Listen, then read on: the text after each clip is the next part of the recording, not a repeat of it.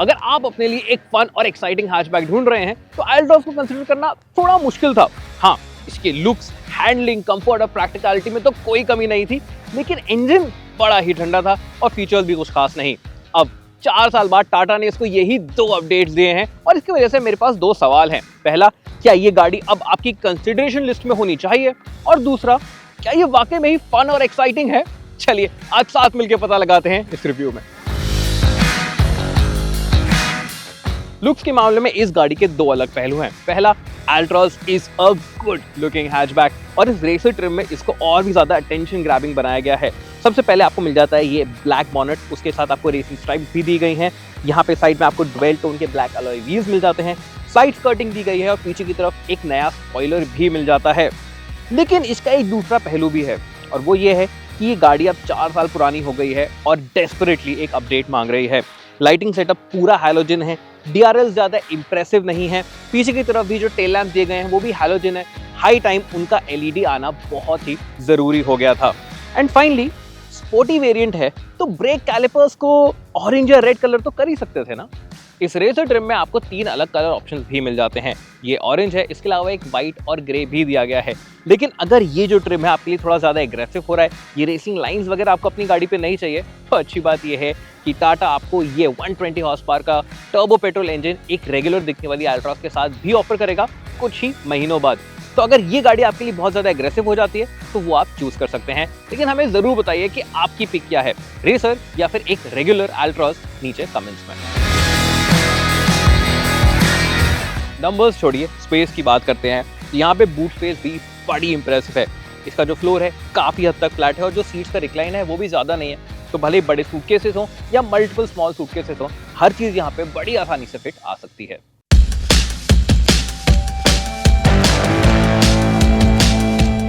अगर इंटीरियर्स की बात करें तो इंटीरियर्स की बात कौन करता है, रेसर है। पहले गाड़ी चला के देखते हैं। अब इसको मिलता है एक नया 1.2 लीटर का टर्बो पेट्रोल इंजन। पुराना आई टर्बो वाला नहीं, ये है टर्बो प्लस। और अगर इसको चलाने की मैं बात करूं तो डेफिनेटली पहले से जो पंच है वो बढ़ गया है, पावर भी बढ़ गई है। अब इसमें आता है 120 हॉर्स पावर, 170 न्यूटन मीटर्स का टॉर्क और ये डेफिनेटली गाड़ी को चलाते ही समझ में आता है। अब रेसर बोले इस गाड़ी को तो आपको लगेगा कि ये एक्साइटिंग है, फन है, लेकिन ऐसा है नहीं। एक्चुअली ये गाड़ी पावरफुल तो है लेकिन फास्ट नहीं। ये कैसे होगा मैं समझाता हूँ। अब ये जो 170 न्यूटन मीटर्स का टॉर्क है ना, ये स्प्रेड आपको अच्छे से मिल जाता है। भले ही आप सिटी ड्राइव पे चल रहे हैं, 20-30 कर रहे हैं या फिर 70-80 कर रहे हैं, हाईवे पे 100-120 कर रहे हैं, ये जो इंजन है आपको हर जगह पावर ऑफर करता है, टॉर्क ऑफर करता है ओवरटेक्स को आसानी से करने के लिए। तो गाड़ी को चलाना पहले से ज़्यादा एफर्टलेस बन गया है और ख़ासकर जब आप टूरिंग कर रहे हैं तब तो मज़ा ही आ जाएगा। लेकिन अगर बात करें इसके आउटराइट एक्सेलरेशन की तो टाटा क्लेम करता है 11 सेकंड से थोड़ा ऊपर का टाइम। एक मैनुअल के लिए ये हॉट हाई स्टैंडर्ड्स के हिसाब से थोड़ा स्लो फील होता है। हाँ, जैसे कि मैंने बोला कि गाड़ी चलाने में मज़ा तो आएगा, लेकिन आउटराइट ये गाड़ी फास्ट फील नहीं होती। तो ये तो हो गई तब की बात जब आप गाड़ी को थोड़ा भगा रहे हैं, थोड़ा मस्ती कर रहे हैं उसके साथ। जब आप गाड़ी को आराम से भी चला रहे होंगे तब इसके इंजन का रिफाइनमेंट भी अच्छा लगता है। अब डेफिनेटली ये एक 3 सिलेंडर इंजन है तो एक 4 सिलेंडर वाली स्मूथनेस जो इसके कुछ कॉम्पिटिटर्स ऑफर करते हैं वो तो शायद ये नहीं दे पाएगा। लेकिन ये इंजन आपको कैबिन के अंदर रेगुलर आरपीएम पे सुनाई भी नहीं देता, ज़्यादा कुछ वाइब्रेशंस भी फ्लोर बोर्ड पे या स्टीयरिंग पे फील नहीं होती हैं। तो ओवरऑल डेफिनेटली ये पुराने वाले से एक इम्प्रूवमेंट फील होता है। अब अगर आप ये सोच रहे हैं कि आपको ये इंजन तो चाहिए लेकिन ट्रांसमिशन ऑटोमेटिक चाहिए क्योंकि सिटी में भीड़ भाड़ बहुत ही ज़्यादा बढ़ गई है, तो अच्छी बात यह है कि टाटा बोल रहा है कि जो एक डुअल क्लच ऑटोमेटिक डीसीए जो एल्ट्रॉस के साथ आता था और अब नेक्सॉन के साथ आता है वो अब इसके साथ भी आगे जाके आ सकता है। तो उसके लिए थोड़ा वेट करना पड़ेगा, लेकिन वो transmission is definitely on the cards. अगर आप थोड़े बहुत भी मोटर स्पोर्ट्स के फैन हैं तो आपको डेफिनेटली पता होगा नरेन कार्तिकेयन कौन है, और उन्होंने खुद इस गाड़ी को डेवलप करने पे काम किया है और उन्होंने खास ध्यान दिया है इसकी स्टेबिलिटी, हैंडलिंग और स्टीयरिंग के ऊपर। तो जब आप किसी कॉर्नर को अप्रोच करते हैं और टर्न इन करते हैं तो ये गाड़ी बहुत ही स्टेबल रहती है। और ये चीज़ जब आप खासकर एक रेस ट्रैक पे कर रहे होंगे जैसे हम कर रहे हैं तो डेफिनेटली फील होती है।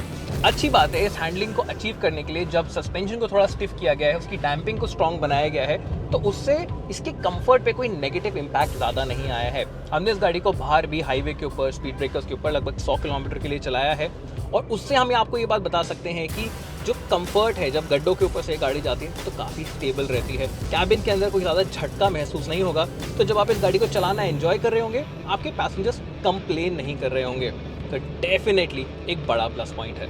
अब अगर आपको ऐसा लग रहा होगा कि भाई ये गाड़ी चला के आपको एकदम ही स्पोर्टी लगने लगेगी, तो ऐसा नहीं है। जो पुरानी एल्ट्रॉस थी वो भी बड़ी, एक स्टेबल और एक अच्छी हैंडलिंग हैचबैक थी। इसमें थोड़ा ही फर्क पड़ा है, जिसको आपको असली में महसूस करने के लिए ट्रैक पे आना पड़ेगा। ऑन द रोड हाँ, ये गाड़ी थोड़ी तो ज़्यादा स्पोर्टी फील होगी, लेकिन बहुत ज़्यादा डिफरेंस आपको शायद फील ना हो। अब करते हैं इंटीरियर्स की बात। तो ये जो कैबिन है ना एल्ट्रॉस का, आज भी बड़ा ही फेमिलियर लगता है, और जो कलर्स का ऑप्शन इन्होंने चूज किया है खासकर इस रेसी ट्रिम के लिए, वो काफी अच्छा लगता है। ब्लैक ग्लॉस ब्लैक दिया गया है, ग्रे है, उसके ऊपर ये ऑरेंज कॉन्ट्रास्ट एलिमेंट्स दिए गए हैं, जो कि इसको कुछ चीप फील होने नहीं देते, बल्कि काफी अच्छा लगता है कैबिन इन सबके साथ। और भी जगह पे कॉन्ट्रास्ट ऑरेंज यूज किया है, जैसे कि ये शिफ्टर के पास, और ये सीट्स की स्टिचिंग में और इसके बाकी एलिमेंट्स में, ये सारे एलिमेंट्स भी बड़े प्रीमियम फील होते हैं, और ये कैबिन ओवरऑल क्वालिटी में भी बड़ा इंप्रेसिव फील होता है।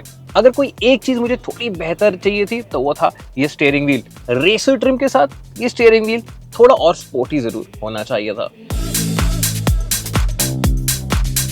फीचर्स का जो अपग्रेड है ना यहाँ पे बड़ा ही सिग्निफिकेंट है। चलिए शुरुआत करते हैं डायरेक्टली इस नए इंस्ट्रूमेंट क्लस्टर के साथ, जो कि अब एक ऑल डिजिटल यूनिट है, और इसका एग्जीक्यूशन बड़ा ही अच्छा है।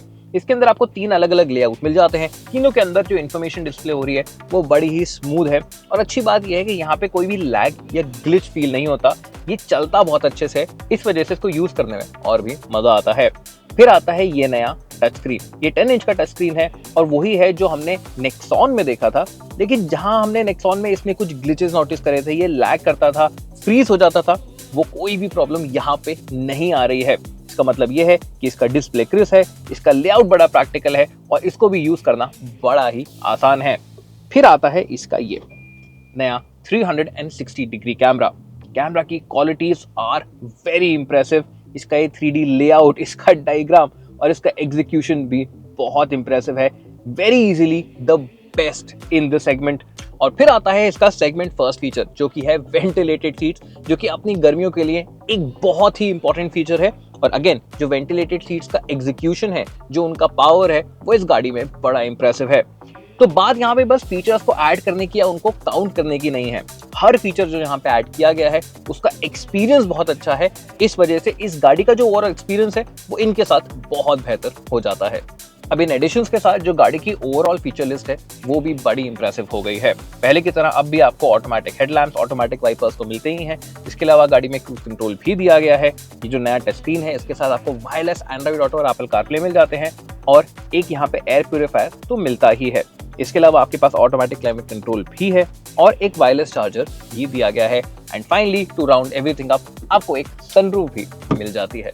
एल्ट्रॉस देश की इकलौती ऐसी हैचबैक है जिसको सेफ्टी में फुल 5 स्टार रेटिंग मिली है, और अब इसमें 6 एयरबैग भी स्टैंडर्ड आ जाते हैं, तो आप और आपका पूरा परिवार इसमें सुरक्षित रहेगा। कैबिन प्रैक्टिकलिटी आज भी एल्ट्रॉस की इंप्रेसिव है। आपको सेंटर बड़ा स्टोरेज मिल जाता है, 2 कप होल्डर्स दिए गए हैं, अंडर आर्मरेस्ट स्टोरेज भी थोड़ा बहुत मिल जाता है, ग्लव बॉक्स लेकिन बड़ा ही इंप्रेसिव है, और चारों ही डोर पॉकेट्स काफी अकोमोडेटिंग दी गई हैं। रियर सीट्स एल्ट्रॉस की आज भी इंप्रेसिव हैं। मेरी हाइट है 5 फुट 7 इंचेस, और मेरे यहाँ पे खूब सारा नी रूम दिया गया है। मैं पैर फैला के बैठ सकता हूँ, लेग रूम का प्रॉब्लम नहीं है। हेडरूम भी डिसेंट है क्योंकि यहाँ पे इसको स्कूप आउट किया गया है, एंड सीट की कुशनिंग इस थोड़ी सी फर्म, तो यहाँ पे आप आराम से बैठ सकते हैं। यहाँ पे आपको सेंटर आर्मरेस्ट भी मिल जाता है, जिसमें अब भी कप होल्डर्स नहीं आते। फीचर्स की बात करें तो वो जरूर मिल जाते हैं। पीछे आपको छोटा सा स्टोरेज दिया गया है, AC वेंट्स भी मिल जाते हैं, और पीछे अब एक USB चार्जर भी अवेलेबल है। अगर आप यहाँ पे 3 जनों को बिठाते हैं तो उससे 2 प्रॉब्लम आएंगी। हाँ, शोल्डर रूम तो यहाँ पे ठीक है, लेकिन ये सर यहाँ पे बहुत जल्दी टकराने लग जाता है, और मिडिल पैसेंजर्स के पास अब भी कोई हेडरेस्ट नहीं है। और एक बात, टाटा ने मारुति से एक गंदी चीज सीख ली है, वो ये है कि इन सीट्स में सीट बेल्ट रिमाइंडर तो दिया गया है, लेकिन लोड सेंसर नहीं लगाया गया है। इसका मतलब यह है कि अगर कोई पीछे बैठा हो या ना बैठा हो, आपको ये सीट बेल्ट लगा के रखनी पड़ेगी, नहीं तो गाड़ी टीट टीट टीट टीट करती रहेगी। टाटा अल्ट्रॉस, जैसे कि मैंने आपको स्टार्ट में बताया था, इस गाड़ी के लुक्स, प्रैक्टिकलिटी, कंफर्ट, हैंडलिंग और सेफ्टी में कभी कोई भी कमी नहीं थी। कमी आती थी तो इसकी फीचर लिस्ट में और खासकर इसके पेट्रोल इंजन के परफॉर्मेंस में। ये दोनों ही चीज़ें अब इस अपडेट के साथ कंप्लीटली दूर हो गई हैं। हाँ, परफॉर्मेंस की बात करें तो ये अभी एक्साइटिंग और फन नहीं है, लेकिन यूजेबल पावर इसमें भर भर के है। भले आपको सिटी में कोई ओवरटेक करना है या फिर हाईवे पे कोई ओवरटेक करना है, लो स्पीड क्रूज करना है, हाई स्पीड क्रूज, सभी चीज़ें गाड़ी बखूबी कर पाती है। और इसके जो नए फीचर्स आए हैं, सिर्फ नाम के ही नहीं, बड़े काम के भी हैं, तो अब वाकई ये अपने प्रीमियम हैचबैक होने का टैग अच्छे से जस्टिफाई करती है।